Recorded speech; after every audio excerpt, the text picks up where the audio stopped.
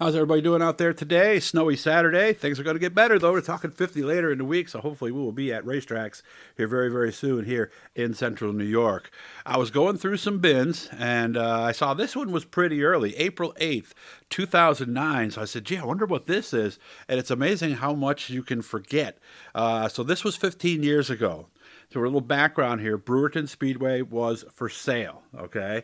Nobody was very interested in it at that point, and there were rumors going around that the property was going to be sold and turned into some type of senior living facility. So what happened? John Wight came in and bought the place and bought Fulton Speedway also. And this was some of the first times they were able to get in there and actually see, what they had. And they're doing a little bit of work here, so you'll be able to see that in just a little bit at some of the stuff that they were doing here on this day at Brewerton Speedway. You can see, man, a lot of work to be done. No pavement, obviously, you can see between the grandstand and the racetrack. I believe that was one of the first things that they did do, and you can see that replacing some boards became a big priority too. So it was a lot of work to do, and there was a sigh of relief in the community at this time because there was a real good possibility that Brewerton Speedway might not reopen. And you can see little things. Some of the siding is hanging down here. It needed some TLC, that's for sure. And I believe this was, I'm not sure, but I think this was after the WHF I can't remember what it was, but I'm pretty sure it was after those guys were at the track. So, and of course, who was leading everything? But our good friend and patriarch, Harvey Fink. And we miss you, Harvey. Good man. Taught me a lot over the years. This is when I said, look at the track. Let me get you like in a contemplative mode. But you can see there was a lot of work to do. Flag stand was not much compared to what it is today, of course. And this is the time of year, obviously early April. Brewerton does get a lot wetter than a lot of tracks. It's closer to the level of the lake, and of course everything kind of flows into the infield. That's what makes it tough on a lot of these days. But I don't think a lot of us really realized, how close we came to losing Brewerton Speedway, and that would have been huge for so many different reasons.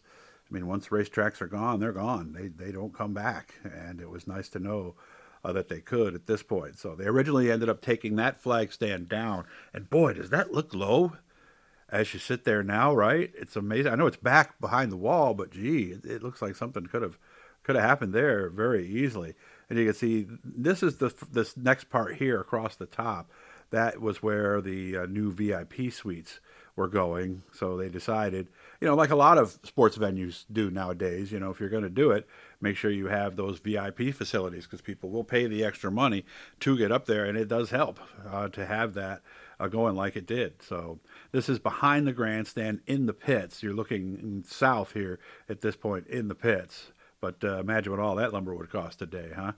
A lot more than it did back then, that's for sure. So a lot of work to be done. I'm pretty sure I've got another bin out there that shows some of this work as it was taking place. But it was amazing how close we came and how nice things ended up working out to have a quality facility like Brewerton Speedway where it is now. And you can see, I mean, yeah, there's definitely some work that needed to be done here on this place. For a while, I remember there was no pit grandstand. It took a while to get that in. But the racetrack's a business, and it has to pay for all of that. That's a photo I put on Facebook yesterday, trying to tease everybody. Say, hey, do you know what track it is? Obviously, they can tell by the wall, but do you know why this picture was there? But that just goes to show you how everything was just set aside, and it was time to make those much needed changes to Brewerton Speedway to take it up a notch.